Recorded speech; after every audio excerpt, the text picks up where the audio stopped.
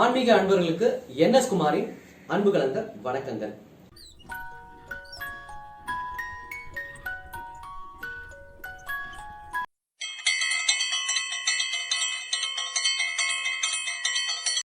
இன்றைய பதிவு என்னன்னு பாத்தீங்கன்னா, மிக மிக வாழ்க்கையில ஒவ்வொருத்தரும் நம்ம தெரிஞ்சுக்க வேண்டிய பதிவு. சித்தர்கள் தேடிய ஒரு பயணம். குரு பிரம்மா குரு விஷ்ணு குரு தேவோ மகேஸ்வரः குரு சாட்சாத் பரபிரம்மா தஸ்மை ஸ்ரீ குருவே நமः. குருப்யோ நமः. ஓம் சிவாய அகதீசாய பரபிரம்மணே நமः. ஸ்ரீ லோகமுத்ரா தேவனாம் தேவீனாம் அகத்திய பாதாரவிந்த திருவடிகளே சரணம்.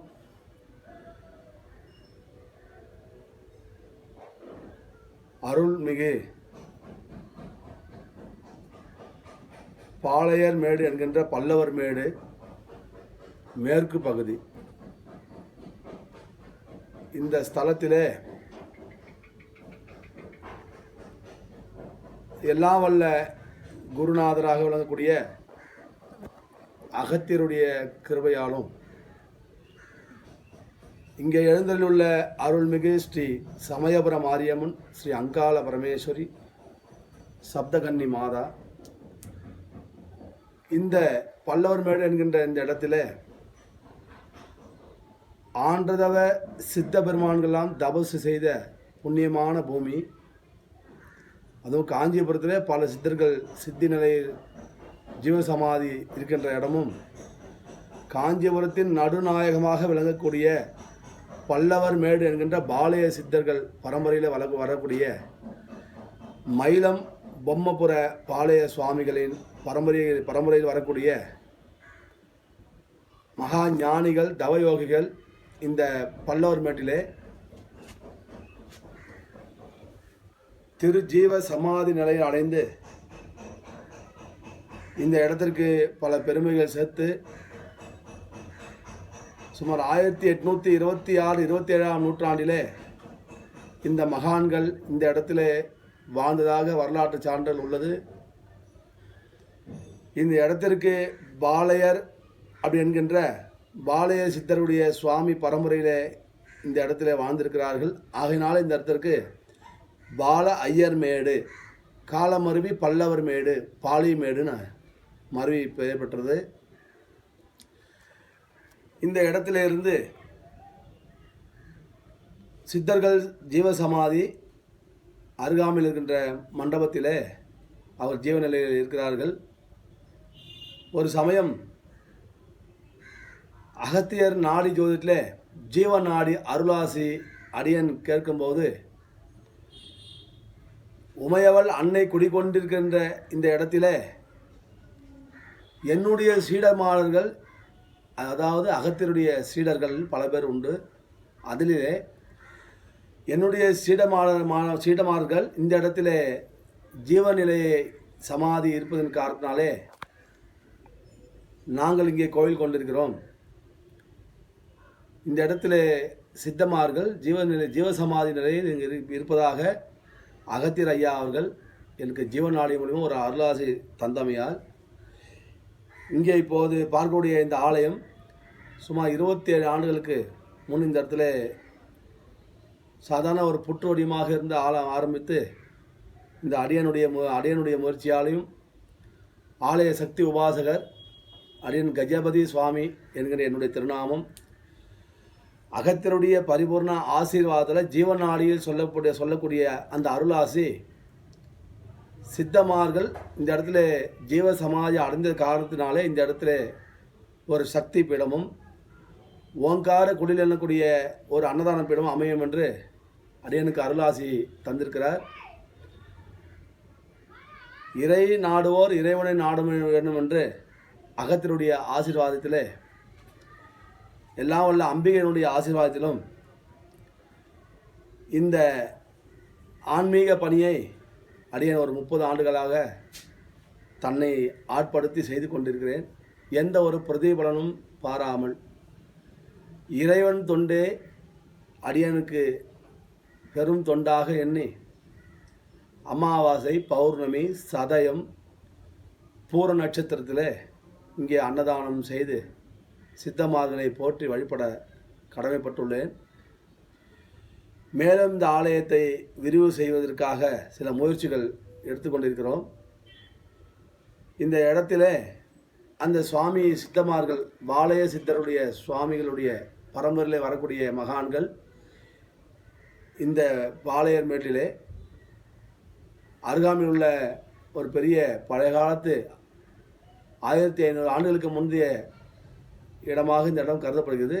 அந்த வழியில் வரக்கூடிய அந்த சிவலிங்கத்தை, அவர்கள் பூஜை செய்த சிவலிங்கத்தை அடியேன் வைத்து வழிபட்டு கொண்டிருக்கிறேன்.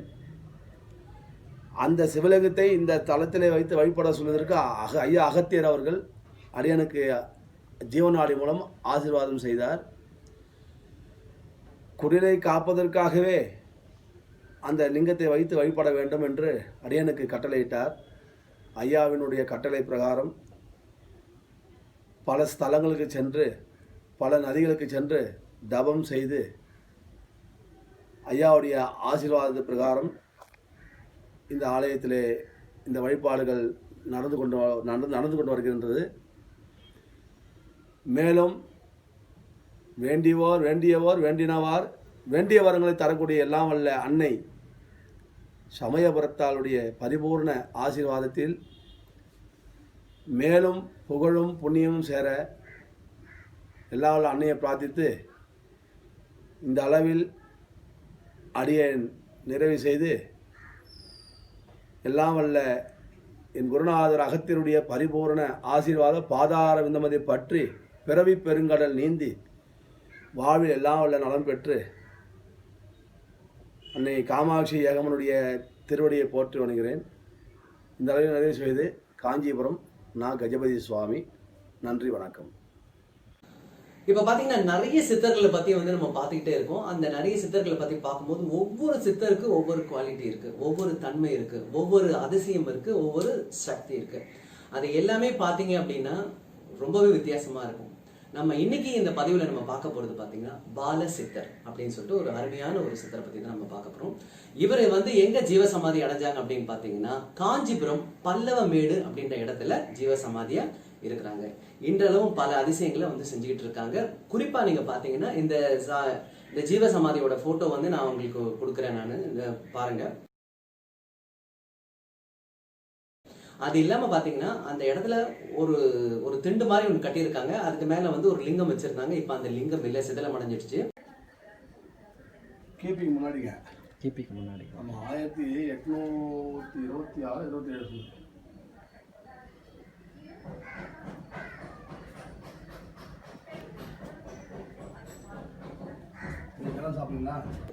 ஒரு சில கோவில் சிலையும் கூட சிதலம் அடைஞ்சதா இருக்கு. அதெல்லாம் நீங்க வந்து வீடியோல பார்க்கலாம்.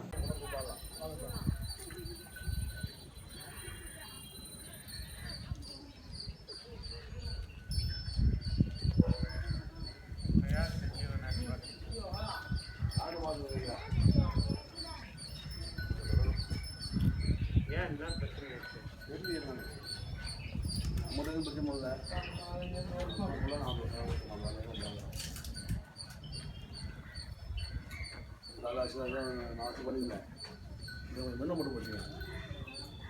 இதில் வந்து வெண்ணை மட்டும் போச்சு தருங்களா? ஆமாம் ஆமாம் ஆமாம், பச்சை கல்,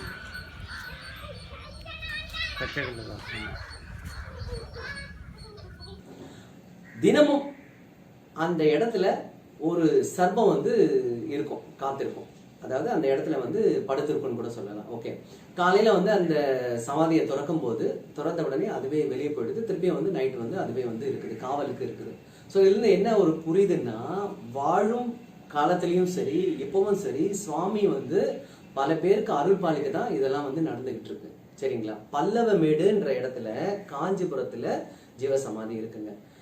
இந்த பாலசித்தர் எப்படி வந்து உலகத்துக்கு வந்தார் அப்படின்னு நீங்க பாத்தீங்கன்னா ரொம்ப ரொம்ப இன்ட்ரெஸ்டிங்கான ஒரு சப்ஜெக்ட் இருக்கு இந்த இடத்துல. அதாவது சைவம் வந்து ரொம்ப வந்து இதுவா இல்லை, ரொம்ப வந்து மேலோங்கி வரணும், அதாவது தழைக்கவே இல்லை அப்படின்னு சொல்லிட்டு முனிவர்களும் சித்தர்களும் வந்து சிவபெருமான் கிட்ட முறையிடுறாங்க. அப்போ சரி அப்படியா அப்படின்னு கேட்டவொடனே சுவாமி என்ன பண்ணுறாருன்னா வந்து சங்கு கண்ணர் அப்படின்னு சொல்லிட்டு ஒருத்தரை வந்து கூப்பிட்டு, நீ வந்து இந்த மாதிரி இந்த இடத்துக்கு போயிட்டு நீ வந்து இந்த சைவம் தழைக்கிறதுக்கு என்னென்ன செய்ய முடியுமோ அதெல்லாம் வந்து பரப்பு அப்படின்னு சொல்லி அனுப்புறாருங்க சுவாமி. சாமி அமிச்சோடனே சங்கு கண்ணர் அங்கிருந்து வந்து கரெக்டாக நம்ம ஒரு பாண்டிச்சேரி பக்கத்தில் வந்து பொம்மையர் பாளையம் அப்படின்னு சொல்லிட்டு ஒரு இடம் இருக்குது. இன்றைக்கும் அந்த இடம் இருக்குது சரிங்களா. அந்த இடத்துல வந்து ஒரு 10 வயசு பாலகனா வந்து சுவாமி வந்து வராரு. வரும்போதே பார்த்தீங்கன்னா முருகர் எப்படி சின்ன வயசுல இருப்பாரோ, குழந்தை முருகர் எப்படி இருப்பாரோ அதே மாதிரி அவ்வளோ அழகாக இருக்காரு. பார்த்தீங்கன்னா கழுத்தில் வந்து உத்ராட்சம் போட்டிருக்காங்க, குண்டலம் போட்டிருக்காங்க, எப்பவுமே வந்து சின்முத்திரையோடு இருக்கிறாங்க, அழகான ஒரு சிரிப்பு இருக்கு. இன்னொன்று பார்த்தீங்கன்னா ஓம் நம சிவாயா அப்படின்னு சொல்லிட்டு தன் உதடுகள் சொல்லிக்கிட்டே இருக்கு. அந்த மந்திரத்தை ரெகுலராக சொல்லிக்கிட்டே இருக்காங்க. ஸோ வந்து எல்லா இடத்துலையும் வந்து சைவத்தை பரப்புறாரு. அதுக்காக வந்து ஒரு மடத்தை கூட அமைக்கிறாரு. அமைச்சு அதுக்கு வந்து பாலசித்தர் மடம் அப்படின்னு பேர் வைக்கிறாங்க. ஸோ நிறைய விஷயங்கள் நடந்துகிட்டே இருக்கு. அப்புறம் நாளடைவில் வந்து வளர்ந்துக்கிட்டே இருக்காங்க, பல விஷயங்கள் நடந்துக்கிட்டே இருக்கு. அகைன் வந்து எல்லா விஷயத்திலையும் வந்து ஒரு முக்கியமான ஒரு கதை ஒன்று நடக்கும், ஒரு மைய கரு ஒன்று நடக்கும். சிவபெருமான் திருவிளையாடல் ஆரம்பமாகுது. அப்போ என்ன நடக்குதுன்னா வந்து நாரதர் வந்து பாலசித்தர் கிட்ட வராரு. வந்துட்டு வந்து மயூராசலம் அப்புறம் வந்து சூரபத்மன் அப்படின்னு சொல்லி ஒரு 2 பேரை பற்றி வந்து சொல்றாரு. இந்த 2 பேர் யாருன்னு என்னோட அடுத்த வீடியோவில் நான் உங்களுக்கு சொல்றேன். ஏன்னா அது ஒரு தனியான உங்களுக்கு ஒரு கதை அது. சரி, அங்கே வந்து அவரை பற்றி சொன்ன உடனே என்ன சொல்றாருன்னா, சரி ஓகே நீயும் வந்து மயிலம் கோவில் உங்களுக்கு எல்லாருக்கும் தெரியும்னு நினைக்கிறேன். கரெக்டாக வந்து திண்டிவனத்துலேருந்து ஒரு 15 கிலோமீட்டர் தொலைவில் இருக்குது. பாண்டிச்சேரியிலேருந்து ஒரு 30 கிலோமீட்டர். மயிலம் முருகன் கோவில் சரிங்களா. எல்லாருக்குமே வந்து போனவங்களுக்கு தெரியும், போகாதவங்க தயவு செய்து அங்கே நீங்கள் போயிட்டு வாங்க. பல அதிசயங்கள் உங்களுக்கு நடக்கும். போயிட்டு வந்தாலே உங்களுக்கு பல மாற்றங்கள் உங்களுக்கு தெரியும். ஓகே, நாரதர் வந்து சொல்றாரு பாலசித்தர் கிட்ட, நீங்க வந்து அங்கே போய் வந்து தமம் இருந்தீங்கன்னா நீ நினைச்ச காரியம் கை கூடும் அப்படின்னு வந்து சொன்ன உடனே சரி அப்படின்னு சொல்லிட்டு அவரும் வந்து பாலசித்திரம் அந்த இடத்துக்கு போயிட்டு மயிலத்துக்கு போயிட்டு தவம் இருக்கிறாரு. தவம்னு 1 வருஷம் 2 வருஷம் இல்லைங்க, 35 வருஷம் கடுமையான தவம் இருக்கிறாரு. சுவாமி காட்சி கொடுக்கல, முருகப்பெருமான் காட்சி கொடுக்கல. சரி ஓகே, முருகப்பெருமான் காட்சி கொடுக்கல அப்படின்றதுக்காக மனம் உடைஞ்சிடல அவர். அதுக்கப்புறமா என்ன செய்யறாரு அப்படின்னா ஃபுல்லாவே வந்து தீயை வந்து ஏற்படுத்துறாரு. தீயை ஏற்படுத்தி தீக்கு நடுவுல தவம் பண்றாங்க சுவாமி. தீக்கு நடுவில் தவம் பண்ணாலுமே வந்து சுவாமி வந்து அருள் கொடுக்கல. சரி ஓகே, இது வந்து சரியில்லை அப்படின்னு சொல்லிட்டு நம்ம எங்கேயோ தப்பு பண்றோம் சொல்லி அடுத்தது என்ன பண்ணலாம் அப்படின்னு சொல்லி சுவாமி யோசிக்கிறாங்க. பாலசித்தர் யோசிக்கும் போது முருகனின் மனைவிகளான வள்ளி தேவானை அவங்கள வந்து நினைச்சு தவம் இருக்கிறாரு. அப்போ வந்து அவங்க 2 பேருமே வந்து வந்துடுறாங்க. உங்களுக்கு என்ன வேணும் அப்படின்னு கேட்டோடனே அப்ப சுவாமி சொல்றாரு, எனக்கு வந்து முருகனோட காட்சி வேணும், முருகனோட அருள் வேணும், முருகனோட ஞான உபதேசம் வேணும் அப்படின்னு சொல்றாங்க. சரி, இவங்க 2 பேரும் திருப்பியும் வந்து சுவாமி கிட்ட போய் முருகப்பெருமான் கிட்ட சொல்றாங்க, இது மாதிரி வந்து இவருக்கு வந்து இதை நீங்க பண்ணுங்க அப்படின்னு சொல்றாரு. சொன்ன உடனே அப்போ வந்து முருகன் சொல்றாரு, அவருக்கு எப்ப எது தேவையோ அப்ப நான் செய்வேன், நேரம் வரும்போது செய்வேன் அப்படின்னு சொல்லிட்டு ஒரு வார்த்தையை மட்டும் சொல்லி விட்டுறாங்க. சரி ஓகே, சாமி வந்து முருகன் வந்து எவ்வளவு சொன்னாலும் கேட்க மாட்டாரு அப்படின்னு சொல்லிட்டு 2 பேரும் வந்து கோபப்பட்டு சண்டை போட்டு முருகப்பெருமான் கிட்ட பிரிஞ்சு வந்துடுறாங்க முருகரை விட்டு. யாரு அப்படின்னு பாத்தீங்கன்னா வள்ளியும் தெய்வானையும் பிரிஞ்சு வந்துடுறாங்க. பிரிஞ்சு வந்து இவர் பாலசித்தர் கிட்ட என்ன சொல்றாங்கன்னா வந்து நாங்க எங்களை வந்து உங்க மகளா வச்சு நீங்க பாதுகாத்துவாங்க அப்படின்னு சொல்றாங்க. வள்ளியும் தெய்வானையும் தன்னோட மகளாவே கருதி பாலசித்தர் என்ன பண்றாருன்னா அவங்களுக்கு தேவையான பணிவிடைகளை செஞ்சு வந்து தன்னோட மகளாவே வந்து பாவிச்சு காத்துக்கிட்டு இருக்காரு. அப்ப அந்த ஒரு நேரத்துல என்ன ஆகுதுன்னா நாட்கள் வந்து கழிஞ்சுக்கிட்டே இருக்கு. கழிஞ்ச உடனே வந்து முருகப்பெருமான் என்ன செய்யறாரு, வள்ளியும் தெய்வானையும் பார்க்கணுன்றதுக்காக வராரு. சாதாரணமா வரல, ரொம்ப விசேஷமா சக்தி வாய்ந்து வராரு. ராஜா வேஷத்துல வராரு, போர் தளபதிகளோட போர் கொண்டு வராரு. சரி வந்து நம்ம வந்து எப்படியும் பார்த்து நம்ம கொண்டு போயிடணும் அப்படின்றதுக்காக வராரு 2 பேரையும். அப்போ வந்த உடனே வந்து பாலசித்தர் வந்து அங்க இருக்கிறாரு, அந்த மாளிகையோட என்ட்ரன்ஸ்ல இருக்கிறாரு. இருக்கும்போது முருகப்பெருமான் வந்து அவங்களோட அறைக்கு போறதுக்கு முற்படுறாரு. அப்போ வந்து ஸ்டாப் பண்ணிட்டு அப்போ வந்து சொல்றாரு, இது மாதிரி நான் அலோவ் பண்ண மாட்டேன் அப்படின்னு சொல்றாரு. ஏன் அலோவ் பண்ண மாட்டேன்னு சொல்லி முதல்ல வாக்குவாதம் ஏற்படுது 2 பேருக்கும். வாக்குவாதம் ஏற்பட்டு அது கடுமையா அந்த வாக்குவாதமே வந்து சண்டையா மாறி போரா மாறுது. போர் மாறின உடனே பாலசித்தருக்கு வந்து இந்த 2 பேரோட அருள் வந்து கிடைச்சி அவரும் வந்து சண்டை போடுறாரு. முருகனுக்கு ஈக்குவலா அவரும் சண்டை போடுறாரு. ஒரு காலகட்டத்துல முருகன் ரொம்பவே கோபமாயிட்டு தன்னோட வேலாயத்தை எடுத்து ஏவிடுறாருங்க. ஸோ அதையும் வந்து பாலசித்தர் என்ன பண்றாருன்னா தன் வசப்படுத்திடுறாரு. நல்லா புரிஞ்சுக்கோங்க, தன் வசப்படுத்திடுறாரு. அப்ப வந்து சாமி வந்து பாலசித்தர் வந்து ஒரு காலகட்டத்தில் புரிஞ்சுக்கிறாரு, வந்திருக்கிறவரு முருகப்பெருமான் அப்படின்னு புரிஞ்சுக்கிறாரு. புரிஞ்சுக்கிட்டவனே என்ன செய்யறாருன்னா சாமி கிட்ட வந்து மன்னிப்பு கேட்கிறாரு, என்னை மன்னிச்சிருங்க, நான் வந்து தெரியாம செஞ்சுட்டேன் அப்படின்னு மன்னிப்பு கேட்கிறாரு. சரி ஓகே அப்படின்னு சொல்லி மன்னிச்சுட்டு முருகப்பெருமான் வந்து அன்னைக்கு அவருக்கு வந்து காட்சி கொடுத்து ஞானோபதேசம் செய்கிறாரு.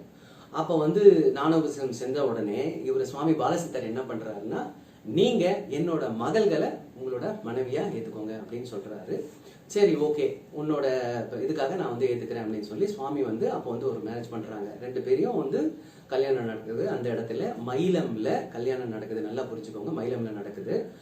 அந்த நேரத்துல சுவாமி என்ன சொல்றாருன்னா, நீங்க பக்தர்களுக்கு எப்பவுமே திருமண கோலத்தில் நீங்க காட்சி கொடுக்கணும். அதனால தான் நீங்க மயிலம் கோயிலுக்கு போனீங்கன்னா திருமண கோலத்துல காட்சி கொடுப்பார் பக்தர்களுக்கு. சரிங்களா? அந்த நேரத்துல கல்யாண அரேஞ்ச்மெண்ட் நடக்குது. அப்போ வந்து சிவபெருமானும் வராங்க. அகைன் வந்து தேவர்கள் இருக்கிற எல்லாருமே வந்து சுவாமியை வந்து ஆசீர்வாதம் பண்றாங்க சுவாமிக்கு. ஸோ இந்த இடத்துல நடக்கும்போது அப்போ வந்து சிவபெருமான் என்ன சொல்றாரு அப்படின்னா, நீ வந்து இதெல்லாம் செஞ்ச தொட்டு நீ ஜீவசமாதி அடையும் போது என்னோட முருகனின் வலப்பக்கம் வந்து நீ இருப்ப அப்படின்னு சொல்லி சுவாமி வந்து அவருக்கு வந்து ஒரு ஆசை வழங்குறாரு. அதன்படிதான் வந்து அவர் ஜீவசமாதியும் ஆகிறாருங்க. இப்போ இதுல ஒரு முக்கியமான ஒரு விஷயம் என்னன்னு நீங்க பாத்தீங்கன்னா, இன்றளவும் அந்த பல்லவமேட்ல சுவாமியோட ஜீவசமாதி இருக்கிற இடத்துல பாத்தீங்கன்னா பல அதிசயங்கள் நடந்துகிட்டே இருக்கு. அவ்வளவு ஒரு சக்தி வாய்ந்த சுவாமி தான் பாலசித்தர் சுவாமி. பாலசித்தர் பாத்தீங்க அப்படின்னா உங்களுக்கு நிறைய விஷயங்கள் அவரை பத்தி வந்து இன்னும் தெரிஞ்சுக்கணும் அப்படின்றது இருக்கும். ஆகையால நீங்க எல்லாருமே பாலசித்தர் சுவாமிகளை வந்து அவரோட நான் வந்து உங்களுக்கு வந்து அந்த இடம் எல்லாமே டிஸ்கிரிப்ஷன்ல உங்களுக்கு தெளிவாக போடுறேன். உங்களுக்கு டைம் கிடைக்கும்போது சுவாமியோட ஜீவசமாதிக்கு போயிட்டு வாங்க. உங்களுக்கு பல நன்மைகள் நடக்கும். நன்றி, வணக்கம்.